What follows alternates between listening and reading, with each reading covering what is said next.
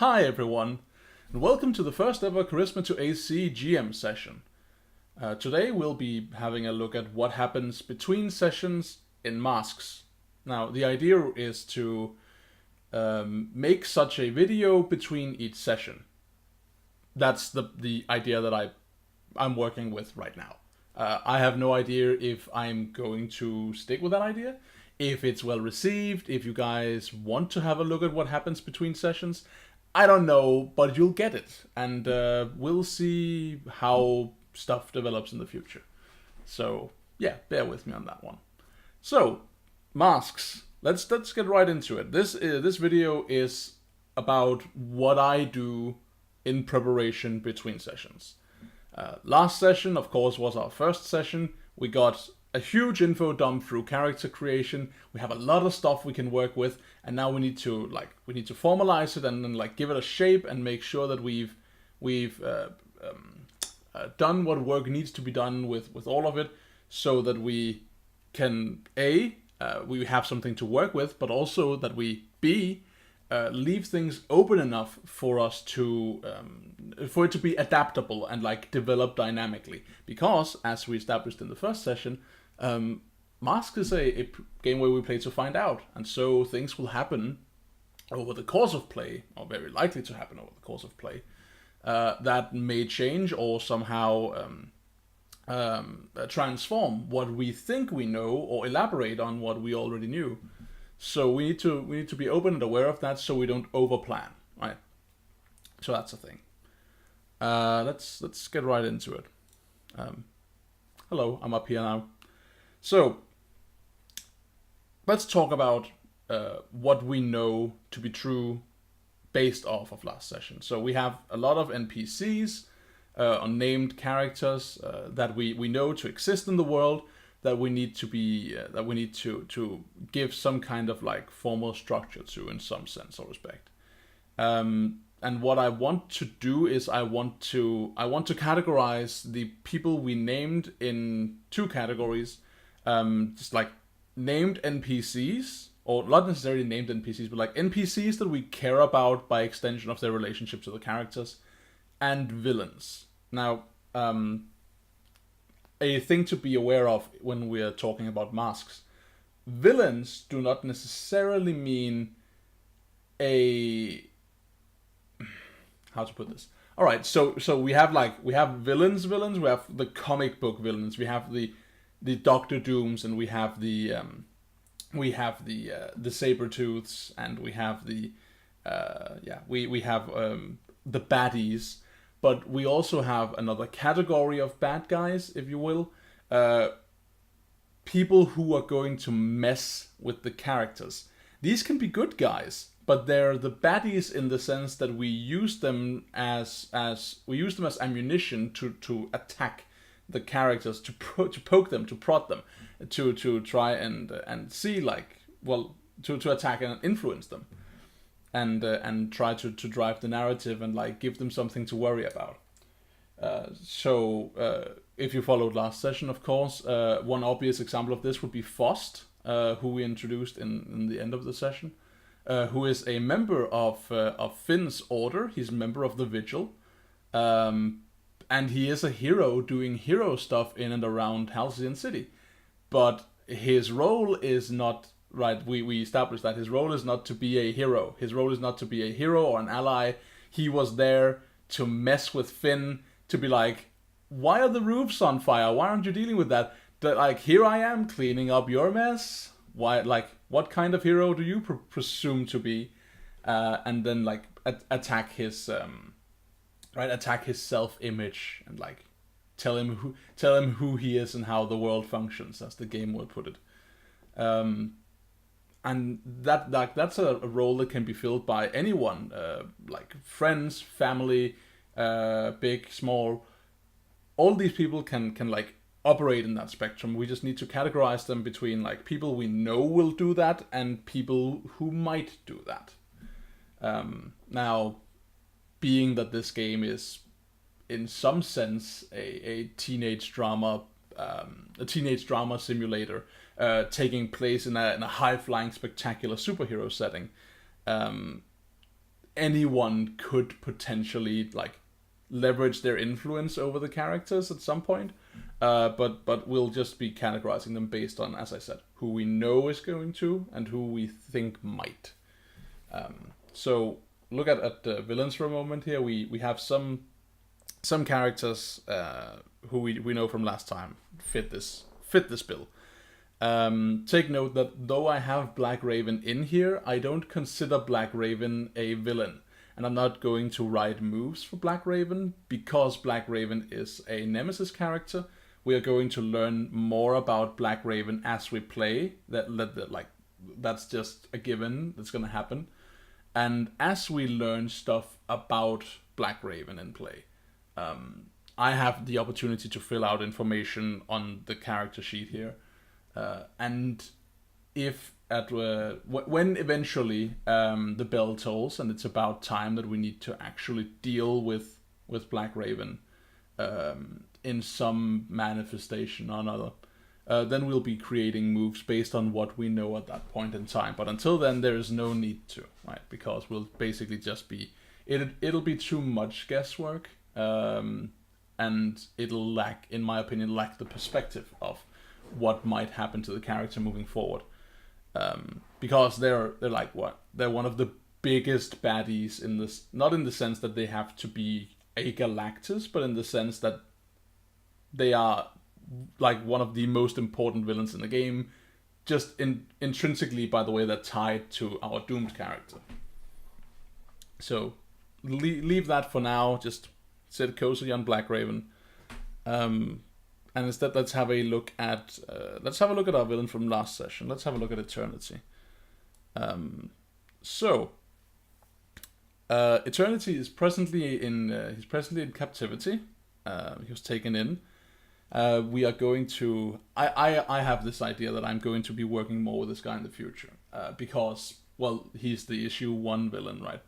And also, you might be asking yourself, I assume some of you had this thought when the first session ran, but I'll make sure to talk about my motivations for stuff. The reason that I made the very first villain in the very first session of the game a time-based villain is to immediately open up that can of worms. It is because I want to do time nonsense in this game. I want there to be like some kind of like space-time messing with stuff. And I want villains who can work with that. Because I feel the comic book medium, the superhero medium, is just one of the best places to do that. Because there's a level of acceptance of breaching of the continuity, where we like it's much easier to accept and work with like the structure of the narrative getting shook up by the time-space can of worms being opened than it would be in other games, because the framing of the story and the narrative and the theme does not necessarily lend itself that well to it. That's not the case for Mask, so that's why I made sure that my players knew from the beginning, this is a thing. This guy is freezing time, and he's doing it using your crystals, so this is not a one-off thing.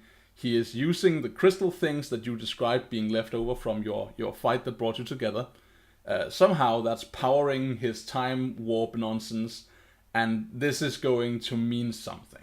And in the future, naturally, we'll keep working with that notion. I want to tie the first couple of sessions together. Maybe we'll have a 1 or 2 times where time passes. But otherwise, I want them to be more or less back to back as a like prolonged issue of the series. And I intend to go into further detail in game about like what's up with these crystals.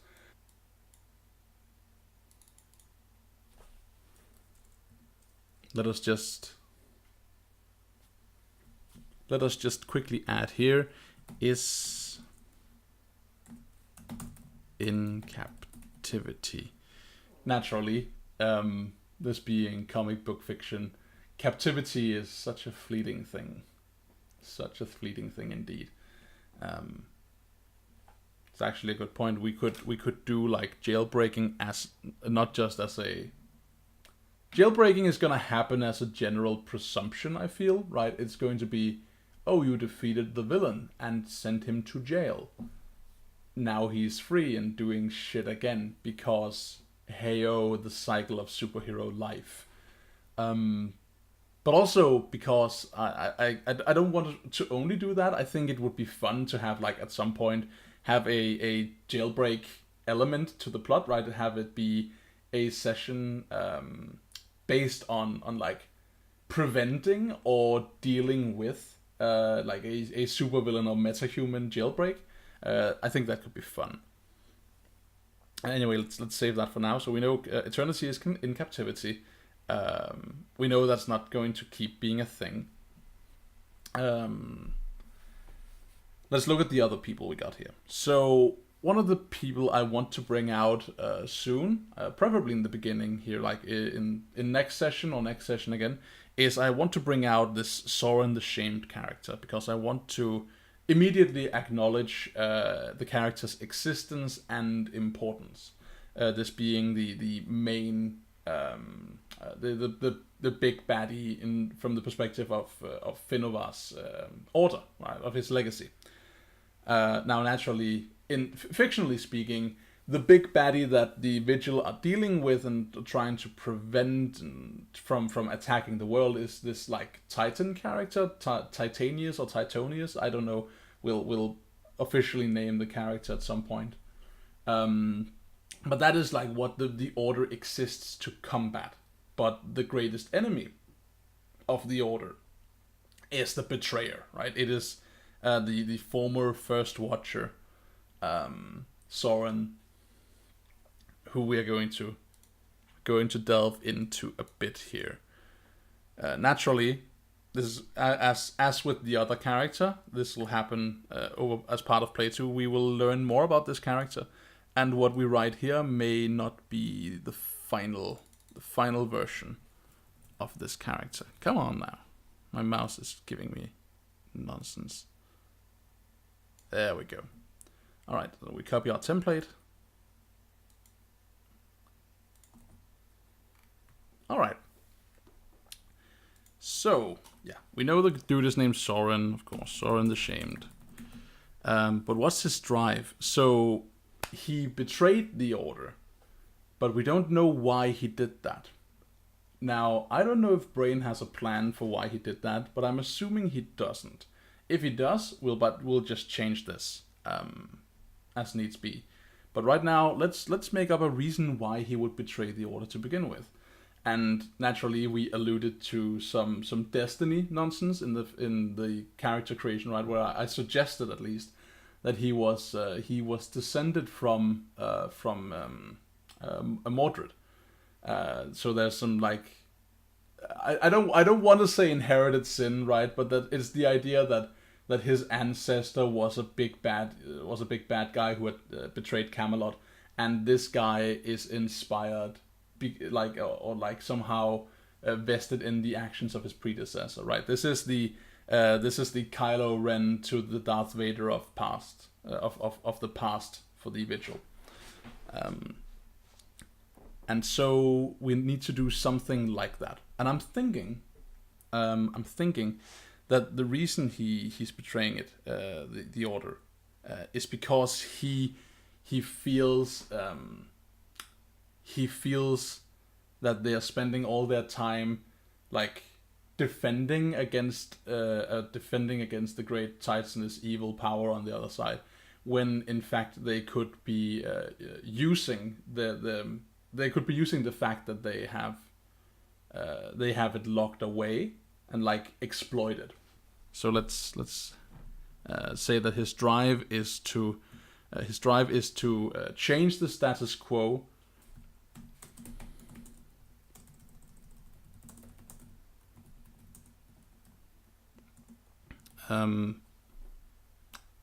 And because I think so. What a thing that Brain mentioned for Finn, I think it was Finn.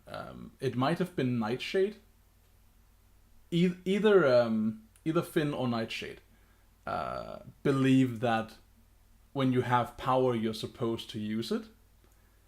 So I want to put that in as motivation for this character too, right? His drive is also not only that he wants to upset the status quo, but he wants to do so because they have the option of doing so, right? They can use whatever grasp the Vigil has of the situation. They can somehow use that. He is convinced to maybe like steal its power and be empowered to wreak real change in the world. And that's probably how it all started for him. And I want that to be relatable to some respect to the other character.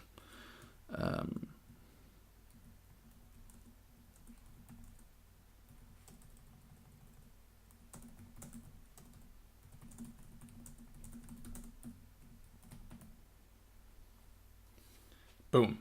So there we go. Let's actually figure out which character that was we talked about. So let's see.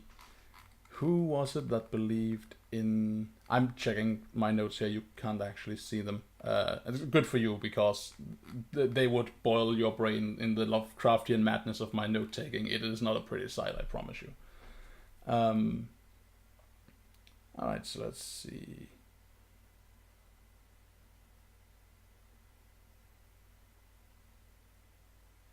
Right. So it's Nightshade who believes that when you have power, you need to do something with it, and I'm going to be playing that particular fiddle, although from a much more insane bad guy perspective, I guess. Although I don't want to belittle his perspective that much by saying it's like the insane bad guy perspective. I guess he takes himself very seriously, and so should other people. Because,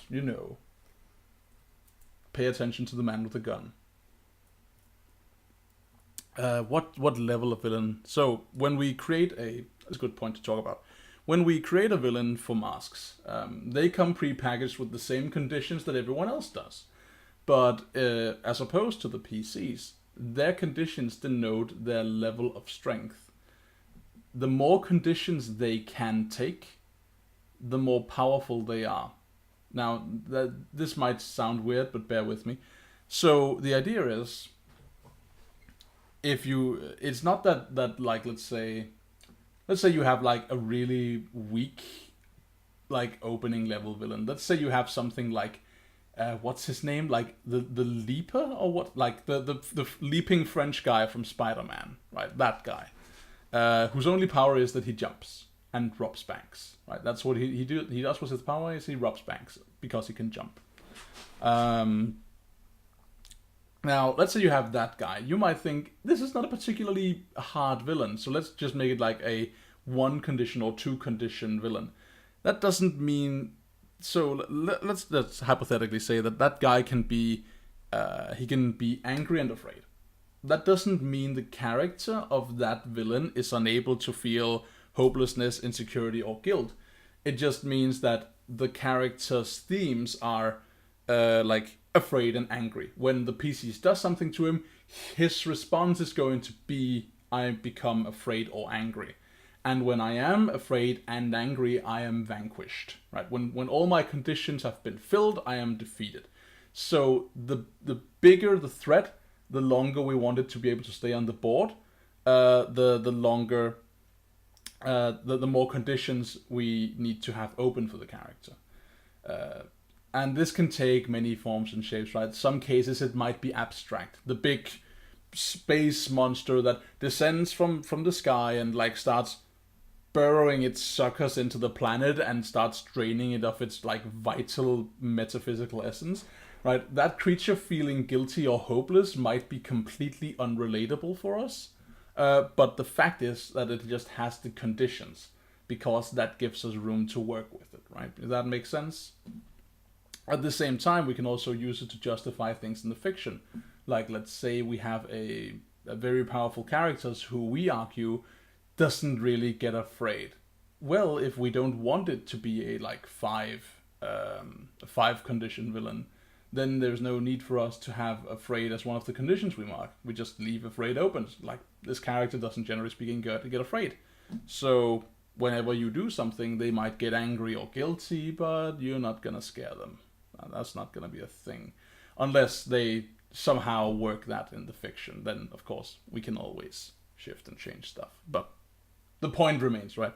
So in this case, let's talk about how strong we want this Sauron guy to be.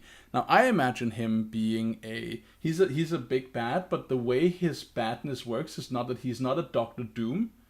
He's bad because he betrayed the Vigil. That is what makes him their arch-nemesis, right? Is that they are essentially like a modern version of an Order of Knights. And they have a betrayer in their midst who knows their secrets, who knows their dealings, their weapons, who knows their ins and outs, and is working against them. So, I think he's a 3, like Eternity was. Of course, his methods are different, and like there can be different. Like, villains can feel very different, even if they are in the same strength category. Right? It's not like you're fighting you're fighting a hobgoblin or a troglodyte, right? It's not like, oh, it's the same. One of them smells bad and the other marches in formation, but it's essentially the same thing, right? It's not that. This guy is probably going to feel different in play than Eternity did, in the same way that others will feel different despite being in the same level of threat. So what doesn't he feel? He doesn't. I don't want him to feel hopeless. Yeah, and actually, yeah, he wants to, sometimes he wants to feel hopeless. He doesn't feel insecure. He doesn't feel he betrayed someone. I kind of want to leave guilty open, right? So we add some humanity to that, where he might be regretful that he had to betray the Vigil, but they are a bunch of old dusty fuddy-duddies, and they need to embrace the new ways. Even though he did not like having to throw their ways to the wind, it must be done. So let's say maybe he doesn't get angry. Gets afraid, guilty, and hopeless.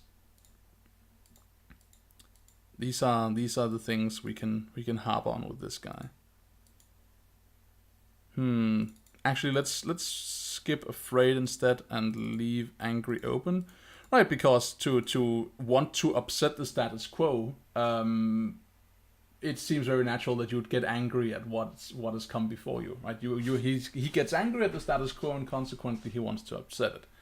So yeah, let's leave angry open. And now, how do we describe him? I think we don't. I don't think we describe him. I think we leave the description entirely up to Brain. So we'll present him and be like, so in front of you steps character, describe the character, or we'll inquire about him before we introduce him, and so we'll learn if Brain has an idea or if it's entirely in our hands. That's what we're going to do. But we will write down here in the description, like, wants to use the Titan's power to improve the world. Yeah, notice I didn't write for good. He probably thinks of it that way, but let's be honest. He wants to improve the world, and he has probably a very specific opinion of what that improving is. We'll find out more as we ask Brain. His moves, then. We don't know much about his moves, but one of the things we do know, and is absolutely a move that this guy needs to have, is he needs to. One of his moves is going to be offer something appealing in return for allegiance, right? Because he's a betrayer. What he's going to do is one of the things I want him to do is he is going to offer other people something to betray what they're doing. He's going to offer Finn something to betray the Vigil and to follow him instead. He's going to offer members of the team something that they want in return for abandoning or ditching their friends, or in some way like not sticking by their friends, right? So he's going to be like offer something alluring to drive someone to do something.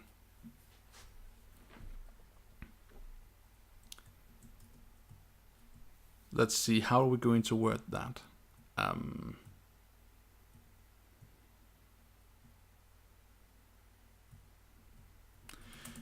Offer incentive. Offer incentive to do what? Indeed.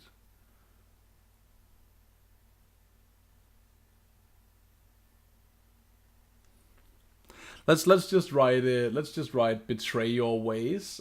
We know what it means, and I'll find a better wording as we move forward. Right, so that is a move we know he has. Do we know anything else about him? What moves does he have?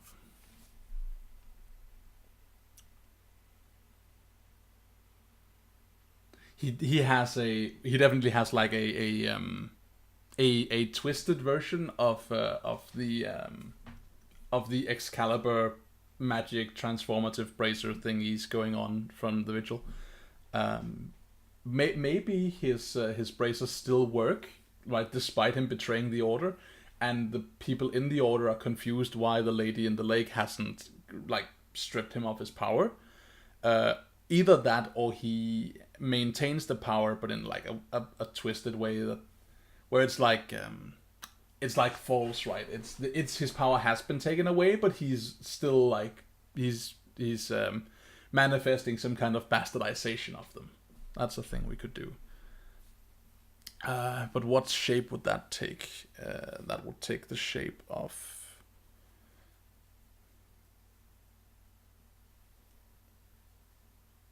Yeah, so I think what it is yeah. So he can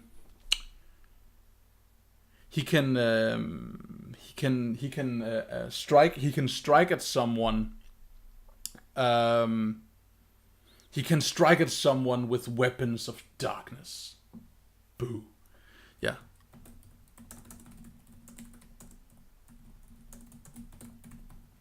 Right. As opposed to the Sword of Light, Holy Excalibur. Yeah. So let's make those the moves we know he has. We'll probably like in learning more about the character, something will come up that makes for an obvious extra move. So we'll have like 3 or 4 moves for him.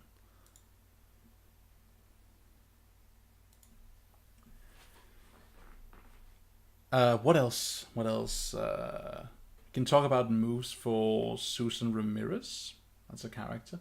So Susan Ramirez, for those of you who don't remember, is not a supervillain in the sense. She is a reporter, a perfectly normal reporter, but with an extreme dislike of Nightshade, and she is making it her mission in life to like rag on Nightshade and the people who he associates with. So let's do just that. Let's see. So we have Susan Ramirez. What's her drive? Her drive is to inform. She has a noble drive, right? She just wants to inform people, to keep people informed and aware of threats.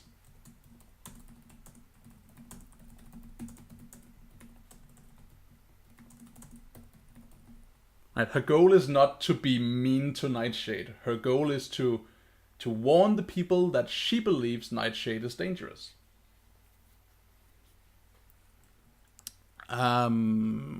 Conditions. Yeah. So we'll give her I guess 2 or 3. I think 2. She doesn't feel a whole lot of stuff, but she's not easy to attack either, right? You can't really. So unless you go so Spider-Man doesn't generally speaking attack JJJ, right? And it's probably gonna be the same for her. I don't know actually. Let's see what Nightshade is gonna do, or I guess what Nightshade's teammates are going to do, depending on how they feel he should deal with his fights. But let's say that she definitely becomes angry. I think her default state is angry, but she can become angrier. Actually, no, she can't. She can become afraid. She can definitely become afraid, right? Because she can become scared of him. But she can also become guilty.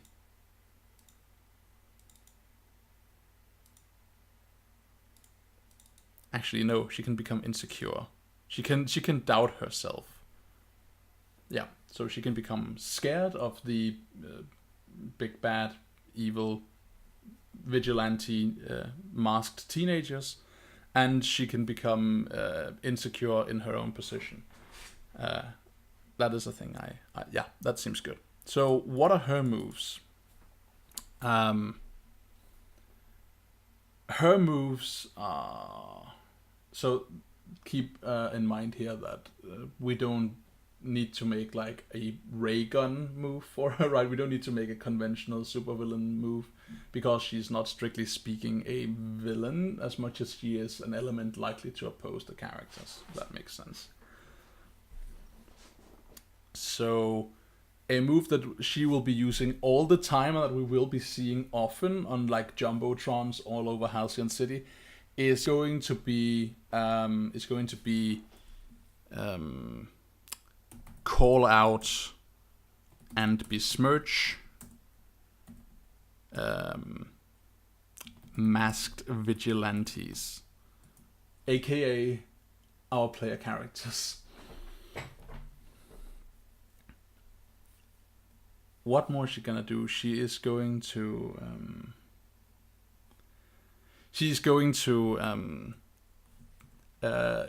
like make she's going to extend her own insecurities about these people onto others. So she's going to like create haters, essentially, right? She's going to, let's just call it like create haters is a move for her.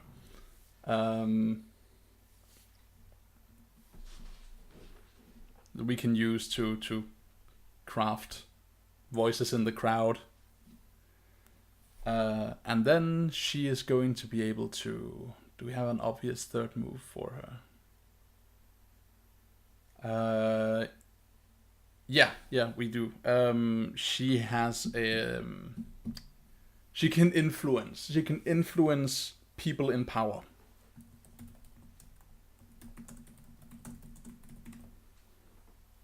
Let's call it influence.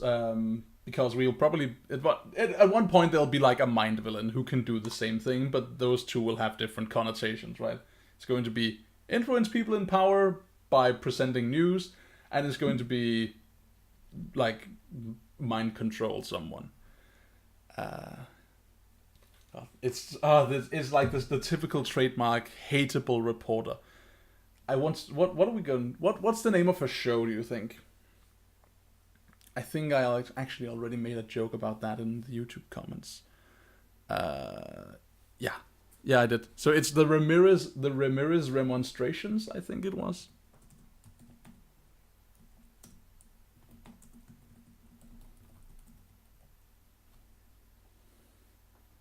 Yeah, the Ramirez remonstrations.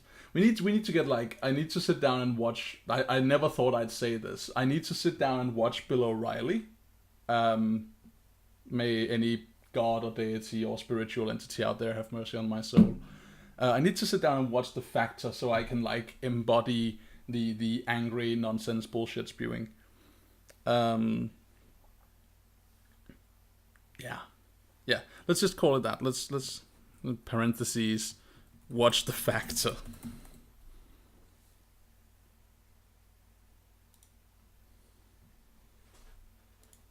Alright, so far so good. We can quickly throw something together on Faust, I think.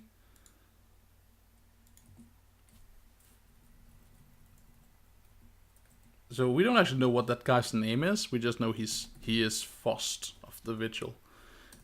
His drive is to... That's a good question. So here's where my knowledge of the game is incomplete.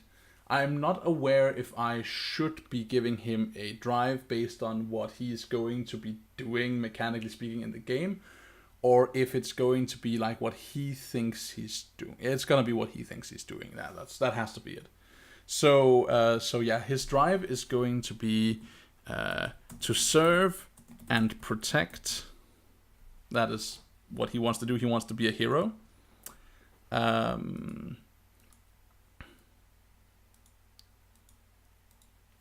His condition, what is he? He's a 2, like Ramirez, I think.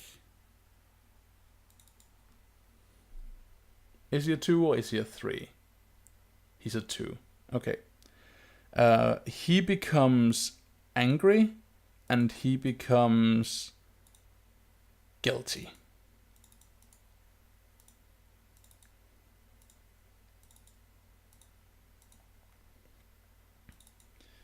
And we know something about his moves already. We know that he has he blew out the fires in the last session, so he has something like that. He has like send someone flying with like a gale force wind.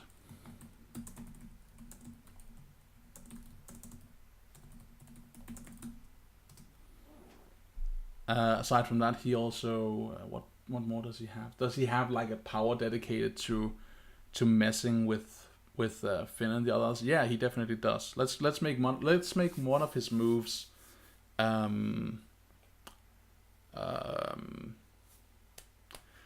one of his moves is going to be hold others to higher standards.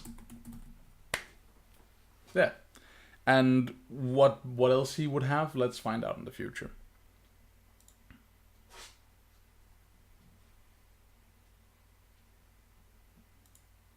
Alright, so far so good. Let's do what I mentioned in the beginning, that we need to sort out the NPCs. So I'm gonna make a handout. It's just called NPCs.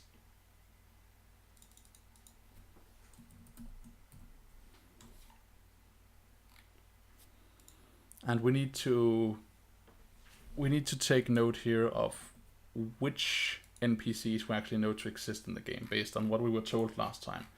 So we know there to be a...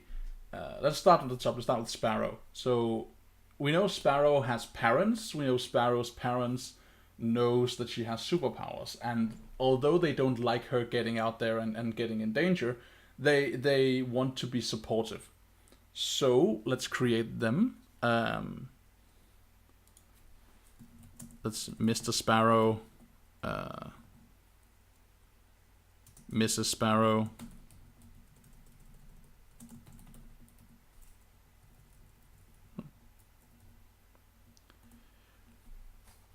She also had the gross uncle. Remember, gross uncle, a racist, bigoted against metahumans, police officer. Gross uncle. Let's do ourselves a favor here. Let's add a little bracket with the character who introduced these people, just for our own sakes. So like that. Okay. Did Sparrow introduce anyone else? Yeah, she did. Sparrow also introduced us to the Guru. The Guru of the Mind's Eye, right? I forget. Yeah, I think that was it. So the Guru, who might have been a former hero, might have been a former villain, who doesn't take sides, who just helps. I have an idea for this character. Unfortunately, I don't want to tell you.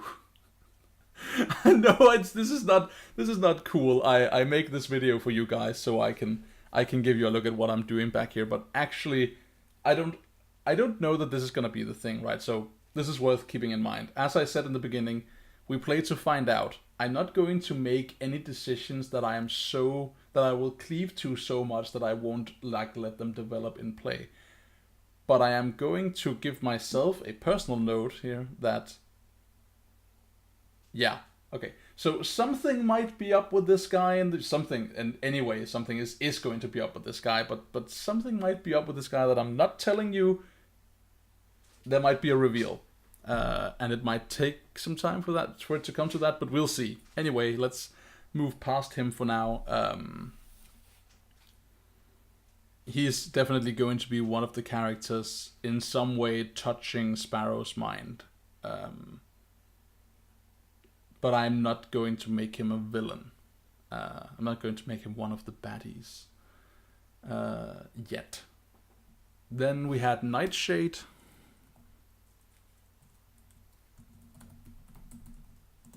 And Nightshade has his best friend, who was named for me, hooray, Daniel Thornton. My last name is not Thornton. The first name is, in honor of me. Daniel Thornton, who was the bestie. So that guy knows that Aaron is Nightshade. What's his deal? We need to have him like I want there to be something meaningful that I can use with this character to tie into his superhero life, but also in a way that might come up as being threatening. Like something I could use to maybe be like, oh, your best friend is like on a path to darkness. What's up? And what's that? Oh yeah, totally. He has he's very interested in biology, right? So he has like a chemical biology thing going on where he's fascinated with his best friend and his powers, and that could wind up being a good thing and a helpful thing, but it could also end up being like a like Nightshade doesn't have time, so his best friend Daniel can't do the things and like check up on the things and ask the questions that he wants to, and so he becomes like kind of obsessive, like, can I maybe have a blood sample or something creepy? Let's make that a thing. So he has like fascinated with chemical biology also. I don't know. It's been a while since I had any chemistry or biology classes. What else? So one of his responsibilities was that he had to work as a barista. So we don't know his name, but let's write barista boss in here. Barista boss is almost has to be a supervillain, doesn't it? Like not the character, but like someone who has the name barista boss. The great and powerful. Look out on the skyline. It's barista boss. Yeah. What more? The substitute teacher, right? He took influence over Sam McGee, who is the substitute teacher. So, oh god, I need to mention this. So this is one of my blunders from the first session. Let's talk. I want to mention this for a moment. This is one of the areas of the first session where I just immediately kicked myself, because Vigil threw a spear and exploded the surface, like the facade of a building, and one of the floors started to cave in. All well and good. People start to slide down like the side of it and start to drop. All well and good. And then something happens. And what do, right? At that moment where they can take influence over someone, where I describe who is falling out of the building, at that moment I create a new NPC. I create Sam McGee, the substitute teacher. This is all well and good, but this is not the right call, right? The right call here would have been to have like Daniel fall out of the building, right? Daniel was in this building for some reason, making a delivery to his cousin who works there, visiting his parents who work there. Maybe he just came by for like talk about an internship, right? Anything was possible. I could have immediately tied this screw up to threatening Nightshade's best friend, which would have created all sorts of drama. I could have done that immediately, and I feel like I should have done that. So that's like it works, but I could have done better. So I need to be aware of that in the future and like exploit the NPCs that they have introduced to me and that they've told me that characters care about. We need to be aware of that in the future. Then for Starlight. So there's a reason I'm not typing in anything related to Vigil here. And the reason I'm not typing in anything related to Vigil is basically any NPC related to Vigil is in the baddies who might affect him and or are very likely to try and mess with him section, right? All of them. The elder, Kimball, his mom, definitely, right? His mom is not just going to mess with him in the sense that moms mess with their teenage sons, right? Because they have like things they want them to do or to take care of or be aware of, right? Then she's not just going to be a parent, because Brain told me that she was also his shaper. So she's his mom and his drill sergeant. Yeah. I'm going to be working that angle. But yeah, basically all the characters are either baddies or going to be attempting to affect him in some way. So we don't need to put any of those characters in here. For Starlight, we have a Mr. Starlight, right? We have her dad, who's being supportive and like trying to nurture her as best as he's able. And we have Mrs. Starlight, who is hospitalized due to Starlight losing control of her powers at the age of 4. And yeah, my first instinct is to say I want to work this angle, right? I want to make, I want to do something with making. I want to make like an issue out of paying the mom's medical bills and her dad being like worked to the bone. And although he tries to be like very caring and nurturing, he's just like racking up massive debt. I want that to be like that horrible bad problems at home thing. It's a thing I want, but I'm going to like stick my feelers out there and kind of try and be aware of whether or not this is something that AJ wants for the character, because this is like this is very real talk, right? This issue is not supervillains flying around and shooting radiation, right? This would be like something that would hit very close to home for some people, and some of you viewers also might be uncomfortable with it. So I need to take a moment and make sure that if I do this, A, it's cool, and B, that I'm confident I can be tasteful about it. So yeah, let's keep aware that this is a thing, but let's not commit. Were there anyone else for that matter? Yes, there were a couple, but all the rest of them I feel belong in the baddies section. So let's keep this here. For some reason this is a link now. That's probably because I screwed up the format.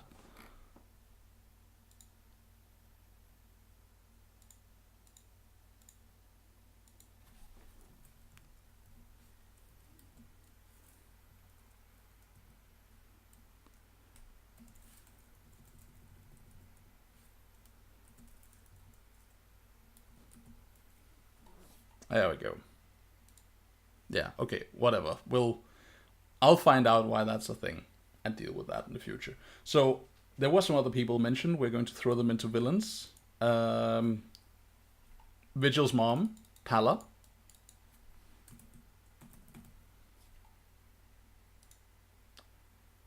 You will go straight in here, milady, so we can use you to hound your son. Who else? The Titan, right? That the Vigil are containing. Let's say Titanius. I don't know. Titanius. You'll go right in here. We don't know much about you. We know that you're a big, ugly Lovecraftian thing, right? You're a monster from time and space. So you go in there as a big evil world threat. Elder Kimball.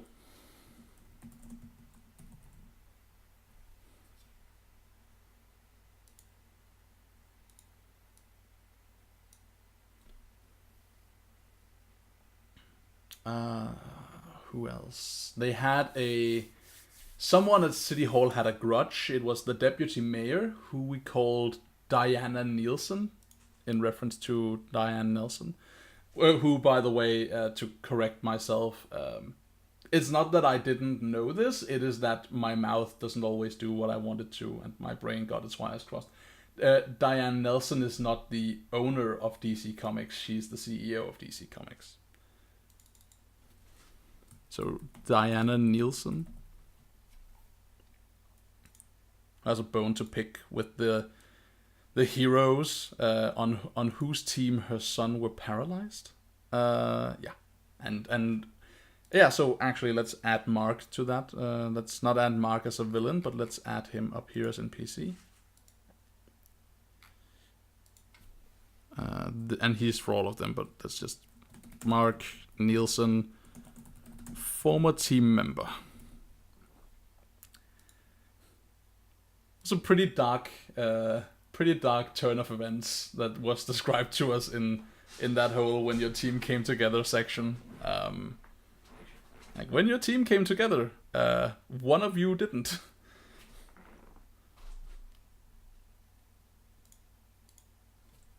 Who else? Morgan. Morgan was the baddie they fought in when they first came together. It was Morgan the Witch.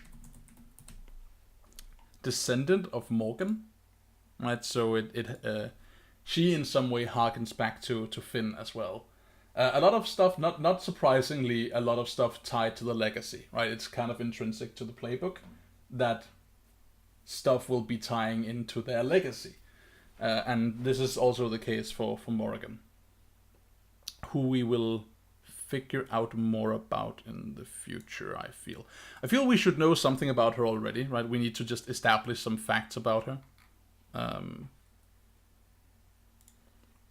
because they have already met and fought her once, so we'll just assert something to be true about that character. Morgan. Her drive, what does Morgan want? Her drive is to do, like, it's to do with sorcery. She wants to use her sorcerer's powers to do something. She wants to use them to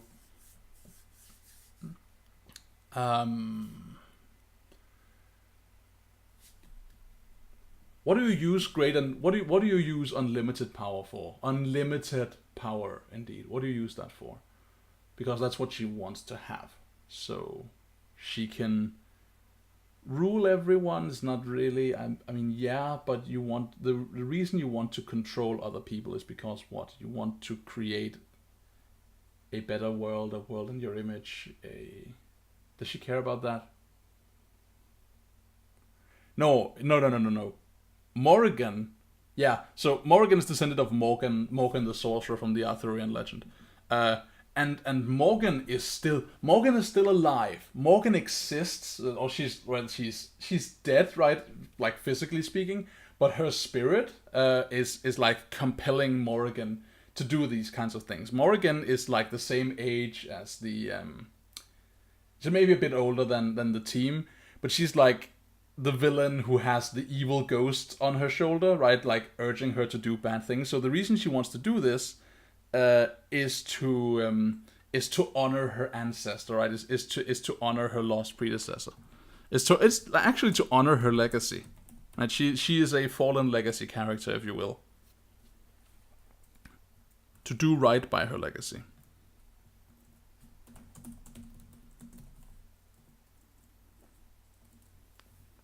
And she's a 3, definitely a 3. She's a 3 who might grow in power. And she doesn't get insecure, but she gets hopeless. She doesn't get. Does she get angry? She does get angry, right? That's the thing they do in that age. I'm sorry. Hey, anyone listening of teenage age, I'm sorry. But you do get angry. It's good. Good for you. Good for you that you get angry. Don't let people tell you your emotions are bad. Just be in tune, right? Trying to be like constructive about what you're doing. And what moves does she make? She calls on great and terrible sorcerer's power to do something. She literally like uses the unleash your power move. She reshapes her environment.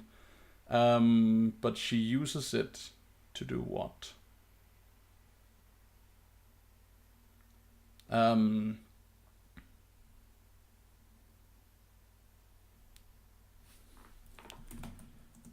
Call on black magic to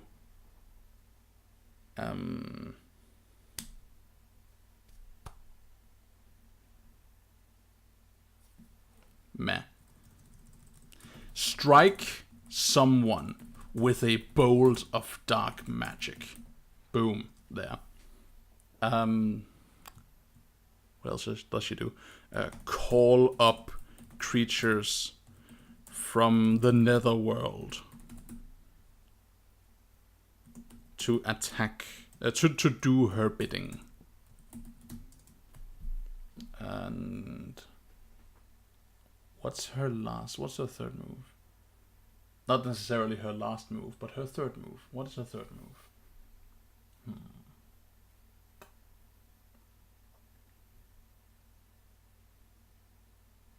I don't know, let's leave it blank. Alright.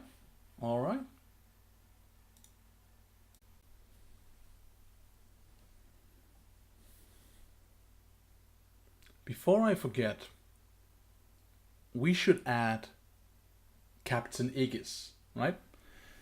Captain Agus, who was impressed with what they did when they first came together, needs to be added. And I mean, he's an ally, but even as allies do, they also have influence over you. They screw with you unintentionally. But I'm not gonna add him as a baddie. I'm going to add him as an NPC, just so I can keep those separate in my mind and help myself be abreast that this guy was impressed by their good work. Captain Agus, who shares a name with Agus, the security dudes, the meta-human agency black suit dudes. The man is what Agus is.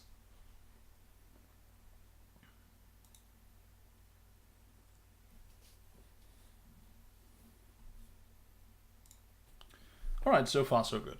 So now, the last thing I want to tinker with in this session, this first ever GM session, is there are two things we should talk about, or at least one thing I want to do, one thing I want to mention. So in Masks, there's something we should set up as GMs, and that something is hooks and arcs. Hooks are characters who serve the purpose of digging into a player character and pulling in a certain direction.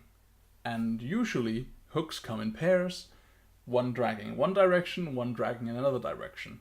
Come on, be more dangerous, go out there, punch him like you mean it, versus no, you must remain aloof and above it all. You must keep calm. Don't give in to his taunts. Don't fly in there, fists are swinging. No, figure him out and throw a smoke bomb or something. Or a character who's like, no, don't focus on defeating the villain. Focus on helping the people. Right? These are characters who want to constantly push buttons for the player character and challenge them to be more of a certain label, right? Be more like how I want you to be. and those characters then usually exist in like in PC relationship triangles.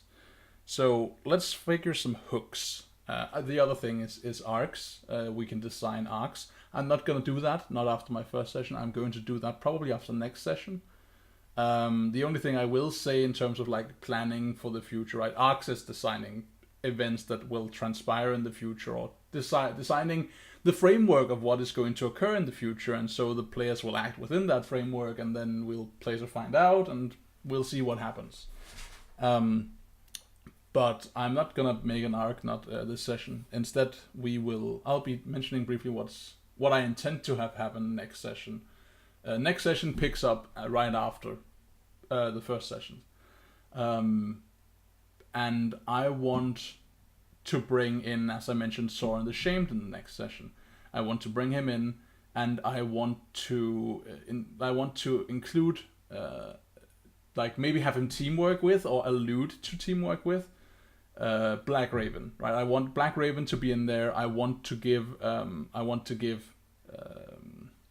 White Sparrow a shot at meaningfully affecting her destiny with Black Raven, right? I want there to be a way for her to take off the. I want Rasmus to have a chance at taking off the. Did I meaningfully fight my nemesis this time? And if he didn't, well, then clocks are ticking, right? So that's what I will say for next session. Is that. And it's all gonna come together probably. I mean, you never know with players, right? But I'm guessing it's gonna come to a head in the third session. But it might not, because you never underestimate the torrential swirl of chaos that player characters embody. You just don't underestimate that. All right, hooks. Let's pick some hooks. So, obvious number one with a bullet. Pala, we talked about that, right? The Shaper and mom of Vigil, absolutely a hook. Pala wants to have Finn's savior be as high as humanly possible, right? She wants to pull him always towards savior. But Pala is just one. The other character, the other thing we can use for a hook so one would think Sauron might be one. Kimball is also obvious, so is Faust. But we could also use someone else. It's just a matter of thinking it out. Let's have a look. Let's have a look at the book, actually. You won't be able to see this. I'm just going to quickly reference the book because, I mean, why not, right? Hooks.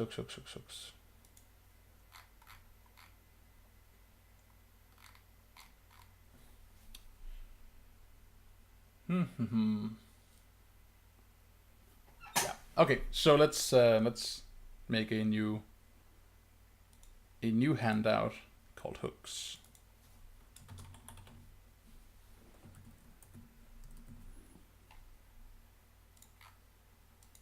So we'll say what we know to be true, right? So we have character is Vigil. Hook 1 embodies savior. That's Pala. And the other hook. So I mean, yeah. So the obvious other hook to begin with will be Kimball. And we can exchange hooks as we play along. There is no, we don't lock ourselves out of anything by creating hooks, so don't worry about it. But Kimball embodies superior.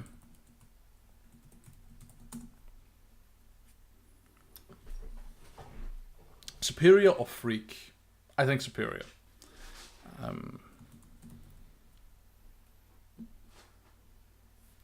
Let's see what happens. Let's see what the book has to say about savior and superior butting heads.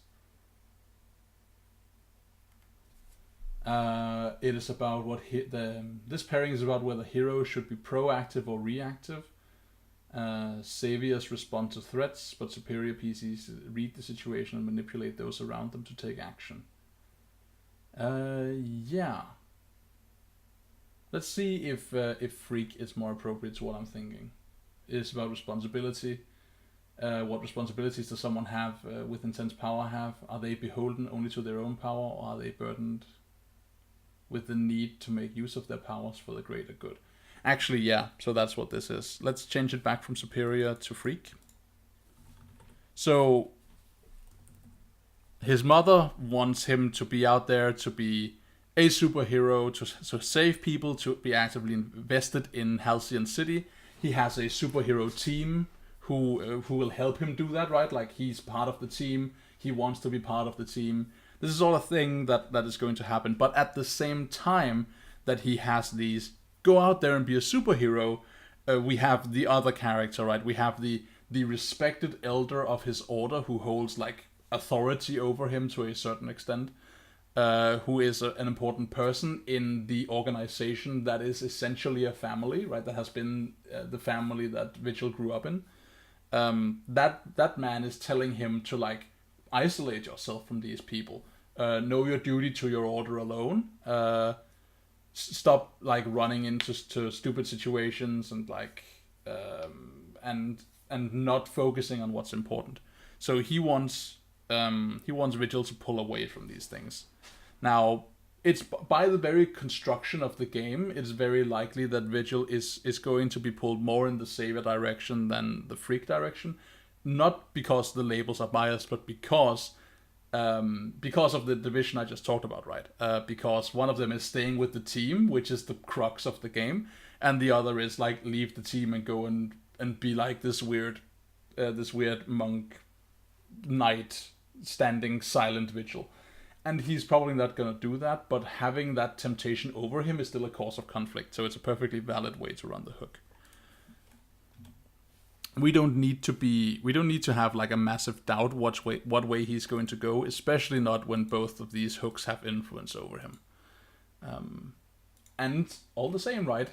Brain could cheat us. Brain could be like, yeah, no, let's let my character's totally convinced of this, and then it becomes a thing that his team is going to have to go in there and convince him to come back to them, or to like stop being an isolationist weirdo and go and help people, right? This is all stuff that could happen. What other characters could we create as hooks or build hooks for? Let's look at Sparrow.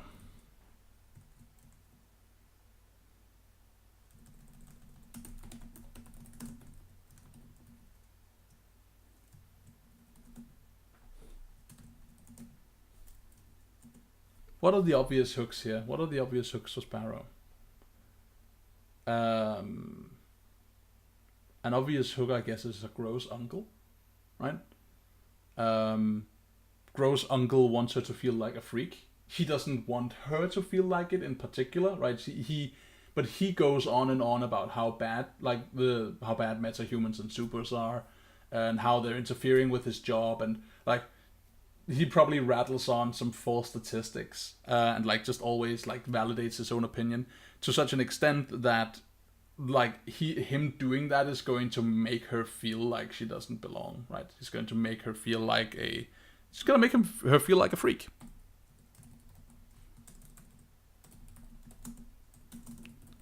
Gross uncle, who needs a name now. And what's the other direction here? What's the obvious? Yeah, so it's actually the obvious other direction is her parents. Oh God, is this good practice? I wonder. Right, this is decidedly non-super. Her parents will want to pull her in a mundane direction, as opposed to, so it's going to be freak versus mundane, which is a perfectly good, like, this is a juicy setup, right? Those are good hooks, good labels to oppose each other. But at the same time, none of these are like superheroes or supervillains, or they don't relate to the spectacular parts of her life. these are hooks existing solely in the mundane realm. I'm gonna make the hook anyway. We might amend that later. I might find out that this is bad practice or that it doesn't really work. Or I might find out that it works perfectly well. Let's say, yeah, let's just say parents. Actually, let's say mother, Mrs. Sparrow. There we go. So far, so good. Nightshade. Some good questions about Nightshade.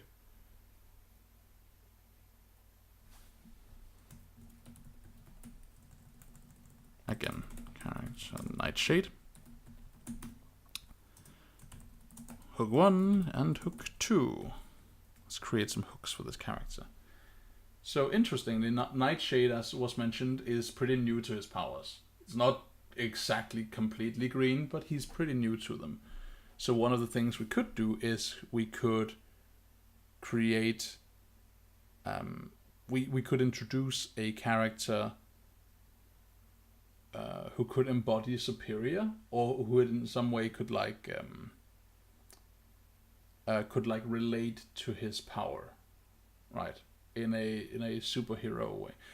Actually, if we make one of the hooks his best friend, and no, I need to catch myself here. So what I ideally wanted here was, it would be funny, or at least interesting in my opinion, if we created a superhero alternative to his best friend, right? So his best friend is trying to help him figure out his powers, being very supportive about it, but is also being decidedly non-super about it. And we always have that sense that he can't fully relate, and maybe at points when Nightshade is like, this is horrible, then his friend will be like, no, it's awesome. That is going to be the non-super side of it. It would be cool to be able to contrast that with someone kinda like Nightshade, right? Like the you and I are not so different character, who has more experience, who will play his best friend but on the superhero side of things, and have those two pull in different directions. I think would be interesting. I don't want to commit to that hook just yet. I want to let's conceptualize it, but let's not commit labels or anything. So maybe best friend. Let's just get rid of these two hooks here and say maybe BF, not boyfriend, so best friend, whatever. Versus a super similar to Nightshade. Parentheses relatable. There we have it. That way, we give Nightshade something to think about. Now we need to think out on, is this actually going to be a thing? Are we going to introduce this? And if so, we need to make such a character exist in the fiction. So that's worth thinking about. Could also be a supervillain, right? That's also, keep note of that, and I'm gonna try and do so too. Is we can create hooks with supervillains and just be like, so here's an obvious bad guy, but he sees great power in you, or he thinks you could do better this way, or he reminds you that with great power comes great fun and parties and money. We have things we can work off.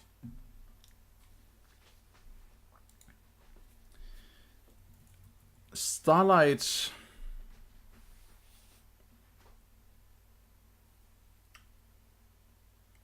Not yet, no. Not yet we don't. But we will have something for Starlight. I'm gonna leave that blank for now. But we will have something for Starlight later. And as I mentioned, we won't be doing arcs this time. That's essentially it. That's most of it anyway. That's my GM prep. It's not that much, but this game doesn't really rely on you shifting mountains of papers on the back end of each game. So I have some ideas what's going to happen next session, and I rely on my players to take that in a specific direction. I know something about the characters we're going to see. I know something about most of the characters that we hold to be important. And I don't think I need anything else, not for this session anyway. Next time we'll probably be looking at arcs. We might have a course to set up more hooks. Some of the hooks might be resolved. And I think that's it. So yeah, if you've enjoyed this, I was gonna say feel free to leave a comment and a like, but even if you didn't enjoy this, feel free to leave a comment about it, or a like. Actually feel compelled to do so.